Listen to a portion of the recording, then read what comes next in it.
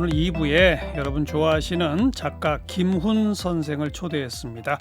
최근에 새 장편 소설 달 너머로 달리는 말 책을 펴내셨고요.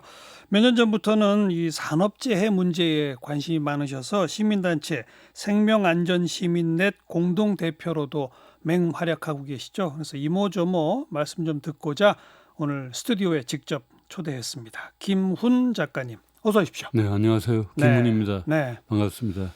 오랜만에 뵙습니다. 네, 이번 책 소설로는 장편 소설 몇 년 만이죠? 한 2년 반 만에 장편을 냈습니다. 그 전이 공터에서? 공터에서라는 장편을 냈었죠. 그죠. 네, 근데 이 책은 저도 보니까 신화적인 게 아니라 그냥 신화더라고요.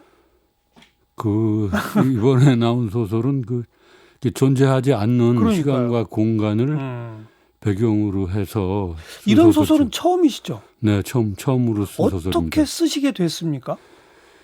처음에는 그 소설에 말이 나오는데 말 두 마리가 달리는 말. 네.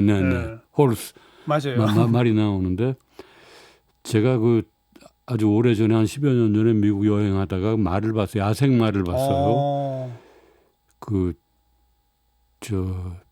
그랜드 캐니언 아래 인디안 보호구역에서 야생 말을 봤는데 그 말들이 아주 아름답고 강하고 이렇게 외로워 보였어요. 그래서 말을 보는 순간에 말에 대해서 뭔가를 써야 되겠구나 하는 그 막연한 충동을 느꼈죠. 그것이 발단이 돼서 쓴 소설입니다. 그래서 말들이 거의 주인공이에요. 주요한 등장인물이죠. 여기 이제 초생달이 뜨면 그 달을 향해 그냥 달려가는 신월마라는 종이 나오고 또 하나는 달리다가 자기 목덜미 핏줄이 터져서 피를 흩뿌리는 비혈마. 그런 말이 진짜 있어요? 그런 말은 제가 다 상상 속에서 만들어낸 말의 종자들입니다. 굉장히 궁금했어요. 그걸 다 어떻게 기억을 하고 계시더군요. 아니 목덜미 핏줄이 터져서 피를 흩뿌리며 달리면 나중에 그 피가 어떻게 아물지? 참 바보 같은 궁금증을 가졌군요. 그냥 말이 속도를 맹렬하게 냈을 때 이게 목의 혈관이 터져가지고 피가 나오면 피가 이제 뒤로 안개처럼 품어져 나오는 그런 상상을 했죠. 그냥 상상이죠. 네. 그리고 이 책 뒤에 후기 비슷한 문장 중에 표현하시기를 이렇게 쓰셨어요.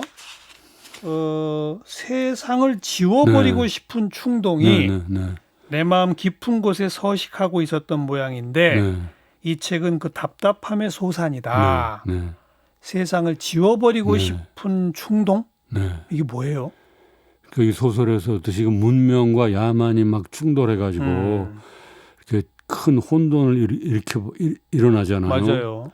이렇게 언어로 설명할 수 없는 혼돈. 근데 거기서부터 이제 탈출해 나가려는 말들을 이렇게 말의 달리는 말, 언어가 아닌 말의 절망과 말의 희망 그런 것들을 썼지요. 그러니까 이 세상을 지금 있는 이런 서로 인간들끼리 적대하는 이런 세상을 좀 지워버리고 다른 곳으로 가보고 싶은 그런 이제 소망이 저한테 있었던 거죠. 그런 것들을 야생마들만 뛰어노는 세상 그런 것들을 이번 소설에 표현해낸 것입니다.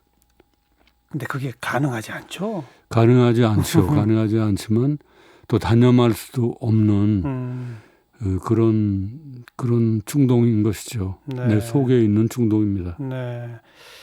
김훈 작가께서는 평생을 글과 함께 살아오셨잖아요.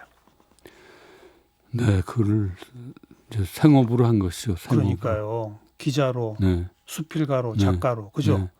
근데 글을 그렇게 혐오하세요? 혐오한다기보다는 나는 글이나 책보다도 사물이나 사람을 통해서 배우려고 애쓰는 사람이에요.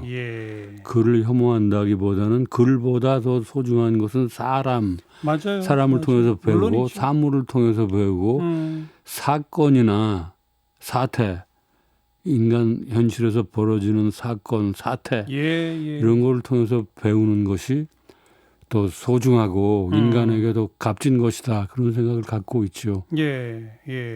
그러니까 글, 그 사람의 말이라고 네. 하는 표현 자체도 결국은 사물과 사람을 네. 온전히 담아서 그렇죠. 표현할 수는 없는 거지 않습니까? 네. 그럼 그 글을 아무리 잘 쓴다 하더라도 인간과 세계의 모든 모습을 담아낼 수는 없는 것이죠. 그렇죠. 네. 그 불완전한 존재인 것이 글은. 예. 근데 그것에 의존할 수밖에 없잖아요. 글을 쓰는 사람은. 그렇죠. 그러나 그 모든 인간의 언어가 인간의 현실로 돌아와야 된다는 생각을 늘 하고 있어요. 글뿐 아니라 말까지도. 네. 그것이 참 이루어지지 않으니까 답답한 일이죠. 너무 어려운 얘기를 자꾸 하시네. 오래전에 수풀집에서 그 우리나라 언론에 대해 이야기를 하시면서 사실을 기초해서 사실 위에 신념을 세워야 하는데 우리나라 언론은 이게 거꾸로 돼가지고 신념 위에다가 사실을 놓으려고 하니 이게 말이 되느냐. 그러니까 그것이 자꾸 무너지는 것이죠. 그죠. 신념 위에다가 사실을 세우려고 하면은 그것은 사실이 아니고 당파성의 언어가 되는 것이죠. 그렇죠. 당파성의 언어. 예.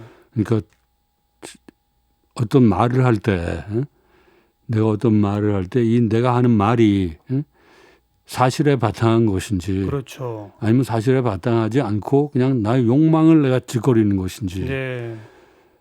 아니면 내가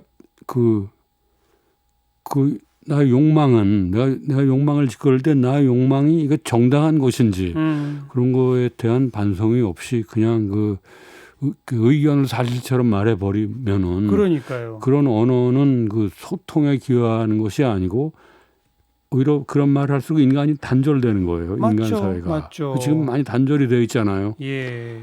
그러니까 그런 것들이 참 말을 하거나 글을 쓰는 사람들이 항상 그 경계해야 될 일이라고 생각하고 그러니까 있어요. 서로가 자기의 욕망을 투영한 자기 의견을 사실인 양 말하죠. 그러면서 상대방은 거짓이라고 말하고 그렇죠. 서로 사실이라고 주장하니까 소통이 안 되고. 네, 그렇습니다. 근데 우리나라 언론이 그 사실에 바탕한 그 객관적인 저널로 존재하지 않고 어떤 당파성이나 사회 세력으로 존재하려고 하는 것 같아요. 이제는. 아예 그냥. 네. 그러니까 언론의 그 포장마저 지워버렸군요. 그런 것은 참 그 답답한 일이죠. 어떤 세력으로 존재하는 것이구나 그런 생각이 들어요. 액터네요. 사회 세력으로. 심판이 아니라 네. 행위자네요. 네. 그럼 그렇게 되면은 십수년 전 그 수필집을 내셨을 때보다 더 심해졌죠. 그렇죠. 점점 그런 현상이 심해졌어요. 그러니까 나는 어떤 언론을 보면은 이런 생각이 들어요. 그 A라는 언론은 그 A라는 회사의 기관지로구나 싶어요. 그렇죠. B라는 언론은 또 그 회사의 기관지고 예. 그가 추종하는 이념의 기관지고 예. 선전 매체다 이런 생각이 들어요. 예. 그것은 참 비극적인 생각인데 우리는 북한 언론을 북조선 선전 매체라고 하잖아요. 그렇죠. 그런데 우리나라 언론도 그런 이념의 선전 매체가 되어가는 게 아닌가 싶은 맞습니다. 두려움이 있는 것이죠. 네. 이게 이제 일맥상통하게 연결돼서 말이나 표현 또 글보다는 사물, 사람 그리고 사건, 그것이 이루어낸 사건과 사실, 사태, 이 끔찍한 사태. 하여튼 그것에 천착해서 겸손하게 글을 쓰고 겸손하게 말을 해야 한다는 주장이시지 않습니까? 그렇죠. 근데 그 말을 이렇게 말을 하기가 참 어려워요. 말하기처럼 어려운 게 없어요. 그래서 이 책에도 이번에 내신 책의 그 뒷표지에도 문장은 전투와 같고 표현은 양보할 수 없다. 멋집니다. 그 말은 멋지다기보다는 내가 글을 쓰는 원칙이시죠. 소신이시고. 나의 원칙이고 나의 그 괴로움을 토로한 것이죠. 글이라는 건 너무 써놓고 나면은 이것이 정말 내가 하려고 그러던 말이었나 하는 두려움이 들어요. 칼의 노래 쓰실 때 첫 문장 꽃은 피었다인가 꽃이 피었다인가로 몇 날 며칠을 고생하셨다고. 그건 이제 우리나라 조사의 문제죠. 조사. 예. 우리 한국말은 조사를 읽어야 되거든요. 예. 조사를 문법적인 기능이 먼저 조사에 의해서 이루어지기 때문에 조사를 읽지 않으면 문장을 이해할 수가 없어요. 그러니까 조사라는 것은 한국어의 그 좋은 점이기도 하고 또 이렇게 불편한 점이기도 해요. 저는 저한테는 좀 조사를 다룬다는 것은 늘 불편해요. 아니 근데 어쨌든 꽃은 피었다와 꽃이 피었다를 고뇌하시는 것도 과연 그것이 그 사람, 그 사건, 사태, 사실을 정확하게 표현한 것일까? 그 고민 때문이잖아요. 근데 꽃이 피었다고 하면은 객관적 사실을 말하는 거죠. 꽃이 피었다는 그 사실을 객관적으로 말하는 거죠. 꽃은 피었다라는 것은 거기다 어떤 그것을 바라보는 자의 주관적 정서가 개입된 거예요. 꽃은 피었다. 꽃은 피었다 하면 좀 그러니까요. 그 뭔가 하면 좀 노래 가사 같이 돼가지 않아요? 아무튼 그 소설의 첫 문장에 그 둘 중에 뭘 선택할 것인가를 고뇌하는 마음 있지 않습니까? 네, 그런 것들이 나 자신에 대한 엄격성인데 그것도 내가 너무 심한 것 같아요. 그런 게. 그래서 나 자신이 괴로운 거예요. 아니, 거듭거듭 그런 말씀을 청해 듣고 싶은 게 우리 언론 또 우리 글과 말을 다루는 사람들한테 정말 꼭 소중한 말씀이라 그런 말씀을 좀 듣고 그렇죠. 싶어서요. 그리고 너무나 그렇게 그 당파적인 그 언론이 안 되죠. 하니까 그 인간이 자기의 정치적 의사를 좀 세련되고 교양 있게 표현한 기술이 전혀 없어요. 그냥 다들 맞짱 뜨자고 덤비는 거예요. 저도 참 걱정이면서 저 스스로 제대로 하고 있는지 매일 저도 불안하고 걱정입니다. 이번 달 너머로 달리는 말, 이 소설 읽는 독자에게 나는 이 말을 하고 싶었다. 한 말씀 하신다면. 그러니까 우리가 여기 말 두 마리가 완전히 말 두 마리 인생이 완전히 망가지고 말 두 마리의 그 마생이 완전히 망가져서 이제 두 발로 서지도 못하도록 망가진 말들이 그런 지옥 같은 현실에서 탈출하려고 이렇게 애쓰다가 이제 끝나는 것이죠. 그 탈출이 성공할지 실패할지는 저는 써지는 않았어요. 하여튼 탈출을 시도하는 것을 끝나는데 이런 그 질곡에서 세계의 질곡에서 벗어나려는 노력은 어쨌든 소중하고 인간에게 고귀한 것이다. 그런 얘기를 쓰려고 그랬는데 그것이 잘 됐는지 어떤지 잘 모르겠습니다. 알겠습니다. 제가 처음에 소개한 것처럼 몇 년 전부터 우리나라 산업재해 현실에 깊이 천착하시고 그 집회도 앞장서시고 시민단체 공동대표도 맡으시고 무슨 특별한 계기가 있었습니까? 계기가 이렇게 내가 오래전에 그 동네에서 그 배달하는 청년이 음식을 뒤에 싣고 오토바이를 타고 가다가 사고 나는 걸 봤어요. 그 내 눈앞에서 쓰러졌는데 뒤에 짜장면, 짬뽕을 실은 그 배달통이 터져가지고 짬뽕 국물이 길바닥으로 쏟아지고 그 양파 무슨 그 된장 이런 게 막 쏟아지고 그 짜장면 국수가 흩어지는 걸 봤어요. 그 배달하는 청년은 머리가 터져서 피가 나고 그 피가 흘러서 짬뽕 국물하고 막 뒤섞이는 거를 봤어요. 그걸 보고 아 이것은 참 끔찍한 일이로구나 그런 충격을 받았지요. 그런 사고를 보니까 그것이 사무쳐가지고 그 일을 계속 생각하게 됐어요. 그 너무 무서웠어요. 그게. 그리고 제가 시민 단체 그 대표로 되어 있는데 우리 단체는 그 공동대표가 11명이에요. 제가 그 중에 한 명인데 제가 여기서 무슨 앞장서서 지도적 역할을 하는 것은 아니에요. 저는 그냥 그 곁다리로 힘 보태주시는 것만 해도 크죠. 그냥 하려는 대로 하고 밀는 대로 밀려가는 사람입니다. 근데 그날 그런 끔찍한 현장을 보시고 자료를 좀 찾아보시니까 한국의 산업재해 그로 인한 사망의 실태가 어떻게 와닿으시던가요? 야 이것은 참 야만 국가로구나. 사람이 살 수 있는 세상이 아니로구나 싶었어요. 이것은 우리가 국민소득 3만 달러라고 하는데 이것이 다 말짱 헛일이로구나 싶었어요. 그렇죠. 이런 거를 방치해 둔다면은 도저히 인간이 살 수가 없는 세상으로 오구나 하는 그런 두려움을 느꼈죠. 예, 예. 그러면서 그 3만 불이라고 외치면서 이런 야만이 동시 존재하는 구조적 원인이 어디 있다고 보십니까? 그것은 인간이 그런 사태에 대한 감수성을 상실했어요. 이것이 큰일이 났다는 생각을 안 하고 예, 그것이 몇십 년 동안 거듭 계속 되니까 그것이 일상으로 돼버린 거예요. 우리의 삶은 본래 이런 것이다라고 생각하는 거예요. 이것이 네. 우리의 삶이다라는 그런 일상적인 생각에 주저앉은 것이죠. 예. 그러니까 앞으로 나갈 수가 없이 된 거예요. 그런데 이런 현실을 극복하기 위해서 어떻게 해야 할지는 우리는 이미 오래전부터 알고 있다. 다 알죠. 그런데 안 하고 있다 그러셨잖아요. 네, 안 하고 있어요. 뭘 하면 되는 겁니까? 그 뭘 하면 되는지가 다 나와 있어요. 그러니까 수많은 조금 세미나, 구체적으로. 토론회, 예. 특집 기사, 무슨 총리 발표, 박사학위 논문 다 나와 있어요. 어떻게 하면 될지. 그 몰라서 안 하는 게 아니고 그쪽으로 가지를 않는 거예요. 누가 안 가는 겁니까? 그러니까 다들 주저앉아 있는 거죠. 제자리에 주저앉아 있는 거예요.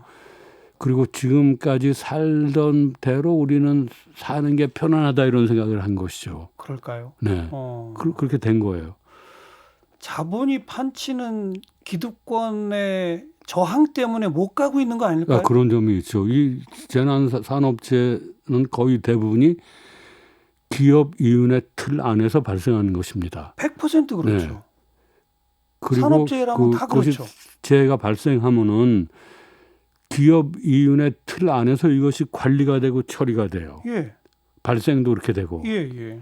그러니까 이것이 이렇게 이 지경까지 왔는데 이것은 기업의 내부에서 벌어지는 야만적 사태거든요. 그렇죠. 근데 기업은 이것을 스스로 해결하지 않아요. 예, 왜냐하면 우리가 기업가 정신이라는 것은 그 위험에 도전하고 새로운 시대를 열어가고 그 새로운 이윤을 창출하고 이걸 우리가 기업가 정신이라고 하잖아요. 네. 근데 우리나라 기업가 정신은 자기 내부의 야만적인 모순을 향해서는 작동이 안 돼요. 네. 이윤을 향해서만 작동이 되는 그렇죠. 거예요. 그럼 기업이 이 문제를 자기 스스로 해결할 기업가 정신이 없는 거예요. 네.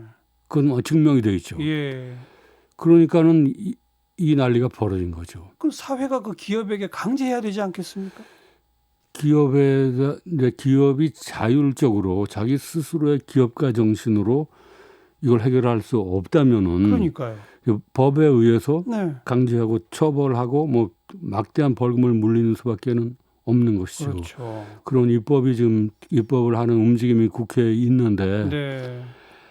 그것이 정말 그 제대로 작동될 수 있는 법으로 만들어져 통과가 될 수 있을런지는 참 또 그 의심 또 기다려 봐야 되죠. 근데 우리나라의 이 문제는 지금 우리가 기업하기 좋은 나라를 만들어야 된다는 논리가 있잖아요. 예. 기업하기 좋은 나라를 기업의 이윤이 많아져야 고용이 안정되고 그 임금이 안정되기 예, 때문에 예.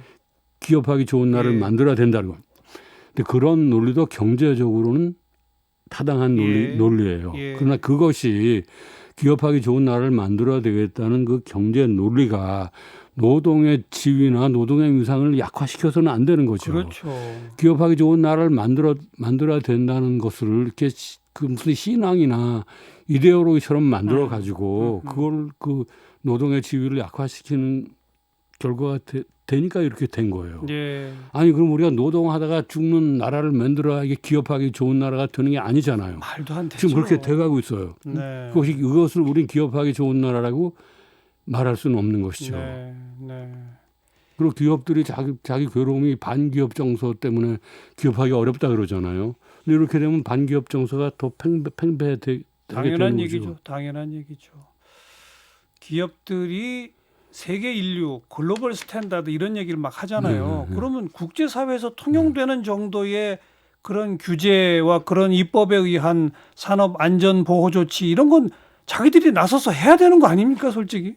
그렇죠. 그리고 자기들이 자기의 문제를 스스로 해결할 줄 알아야 돼요. 그러니까요. 그것이 기업가 정신이죠. 예. 참.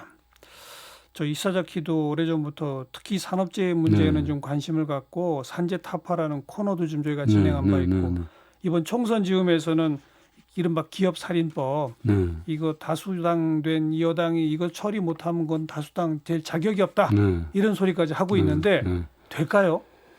거기 또 아마 또 그 누가 와서 비틀겠죠 또? 기업하기 좋은 나라를 만들어야 된다는 그런 논리와 그런 그 로비들이 들어오겠죠. 그렇죠. 그것을 정말 어떻게 그것을 바로 잡아 나가야 하느냐. 이것은 예. 정말 새로운 국회의 사명이겠죠. 그렇죠. 네. 우리가 눈을 부릅뜨고 끝까지 감시를 해야 되죠. 우리 김훈 선생께서도 이 달 너머로 달리는 말 타시고 그 국회의사당 주변을 계속 이렇게 좀 다녀주세요. 제가 무슨 힘이 있을지 모르겠습니다. 아, 이 말 타고 달리시면 무서워서 다들 이 고개를 조아릴 것 같습니다. 네. 자, 오늘 오래간만에 모신 작가 김훈 선생 함께 만났습니다. 고맙습니다. 네, 고맙습니다.